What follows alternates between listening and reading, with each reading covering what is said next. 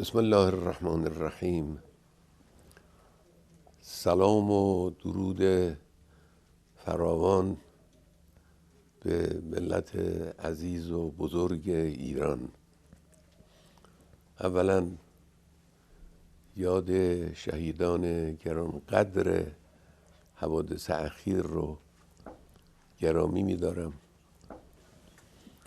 سرداران شهید، دانشمندان شهید که حقاً و انصافاً ارزشمند بودند برای جمهوری اسلامی و خدمت کردند و امروز در پیشگاه پروردگار پاداش خدمات برجسته خودشون رو دریافت میکنن انشاءالله. لازم میدونم به ملت بزرگ ایران تبریک عرض بکنم. چند تبریک به ملت عرض میکنم. یکی تبریک پیروزی بر رژیم جعلی صهیونی است. با اون همه هیاهو، با اون همه ادعا، رژیم صهیونی در زیر ضربات جمهوری اسلامی تقریباً از پا در آمد و له شد. فکر اینی که چنین ضرباتی از سوی جمهوری اسلامی ممکنه بر این رژیم وارد بشود در ذهن اونها، مخیله اونها خطور نمی کرد و اتفاق افتاد. خدا رو سپاس می‌گذاریم که به نیروهای مسلح ما کمک کرد، توانستند از دفاع چند لایه پیشرفته اونها عبور کنند و بسیاری از مناطق شهری و نظامی اونها رو زیر فشار موشک‌های خودشون و با تهاجم قوی سلاح پیشرفته خودشون اونها رو با خاک یکسان کنند. این یکی از بزرگترین نعمت‌های الهی است. این نشان دهنده این است که رژیم صهیونیستی بدانه که تعرض به جمهوری اسلامی ایران هزینه برای او ایجاد میکنه، هزینه سنگین برای او به وجود میاره و ایجاد میکنه و به حمدالله این اتفاق افتاد.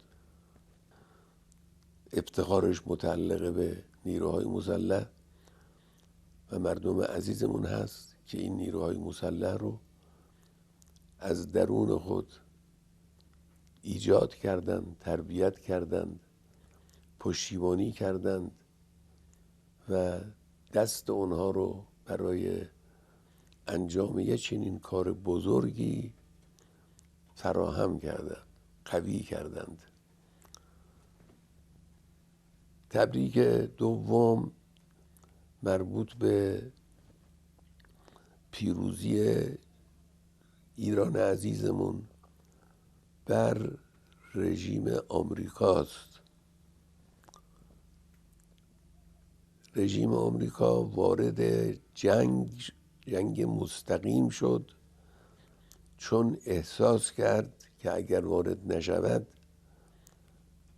رژیم صهیونیستی به کلی نابود خواهد شد. وارد جنگ شد برای اینکه او رو نجات بده، لکن هیچ دستاوردی از این جنگ نداشت.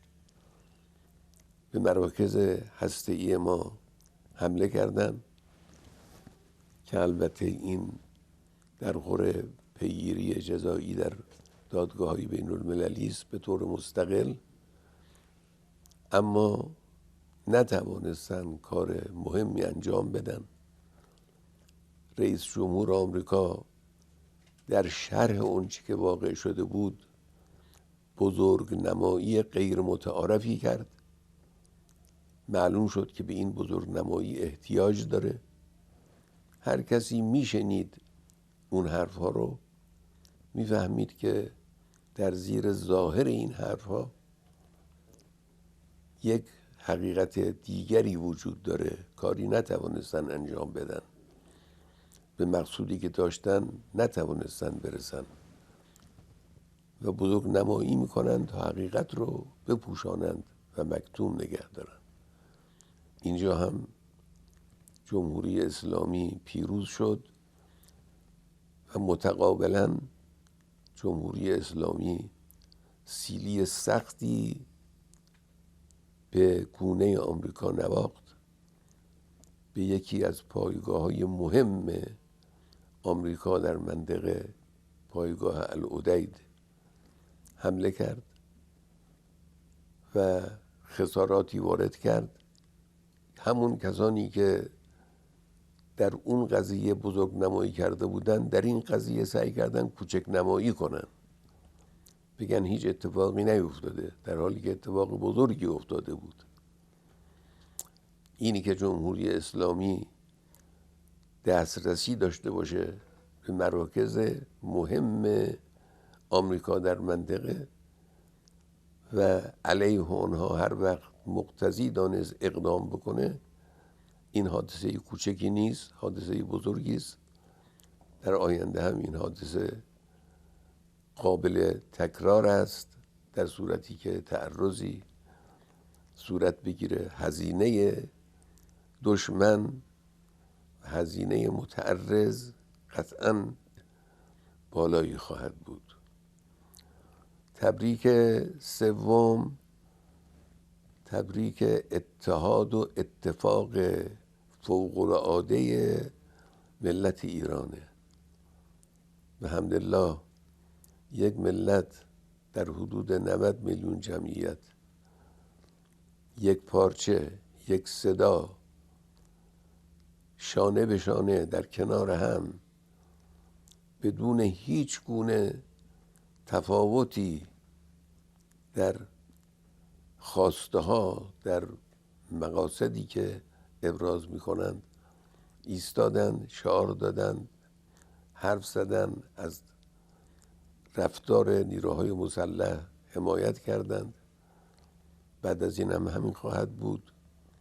ملت ایران بزرگواری خودش رو، شخصیت برجسته و ممتاز خودش رو نشان داد تو این قضیه و نشان داد که در هنگام لازم یک صدا از این ملت شنیده خواهد شد و به حمدالله این اتفاق افتاد. نکته‌ای که من میخوام به عنوان یک نقطه اساسی عرایزم عرض بکنم اینه که رئیس جمهور آمریکا در یکی از بیاناتش و اظهاراتش گفت ایران باید تسلیم بشود. تسلیم بشه. بحث غنیسازی دیگه نیست، بحث صنعت هسته‌ای نیست، بحث تسلیم ایران است. خب البته این حرف برای دهان رئیس جمهور آمریکا خیلی بزرگه. ایران با عظمت، ایران با این تاریخ، ایران با این فرهنگ، ایران با این عزم پولادین ملی، اسم تسلیم برای یک چنین کشوری مایه استهزاء کسانی است که ملت ایران رو میشناسند. لکن این اظهار او یک حقیقتی رو لو داد. آمریکایی ها از اول انقلاب با ایران اسلامی مشغول معارضه هستند، پنجه میافکنند، هر دفعه هم یه بهانه‌ای دارن. یه بار حقوق بشره، یه بار دفاع از دموکراسی است، یه بار حقوق زنه، یک بار غنیسازی است، یک بار اصل مسئله هسته‌ای است، یک بار مسئله ساخت موشک. بهانه‌های گوناگونی میارن، اما باطن قضیه یک چیز بیشتر نیست و او تسلیم ایرانه. قبلی ها نمی گفتن این رو، چون این قابل قبول نیست، در هیچ منطق بشری قابل قبول نیست که به یک ملتی بگن بیایید تسلیم بشید. لذا اون رو زیر عناوین دیگری پنهان میکردن. این شخص لو داد، اون حقیقت رو نشون داد، فهموند که آمریکایی ها فقط به تسلیم ایران راضی می شوند و نه به کمتر از او. و این یک نقطه مهمی است ملت ایران بدانند. معارضه با آمریکا اینه و این اهانت بزرگ به ملت ایران رو آمریکایی ها دارن و چنین اتفاقی هم هرگز نخواهد افتاد، هرگز نخواهد افتاد. ملت ایران ملت بزرگی است. ایران کشور قوی و پهناوری است. ایران دارای تمدن کهنی است. ثروت فرهنگی و تمدنی ما صدها برابر بیشتر از آمریکا و امثال آمریکاست. اینی که ایران رو کسی توقع کنه که تسلیم کشور دیگری بشه، این یکی از اون مهملگویی های غلطی است که یقینا مایه استهزاء افراد خردمند و افراد دانا واقع خواهد شد.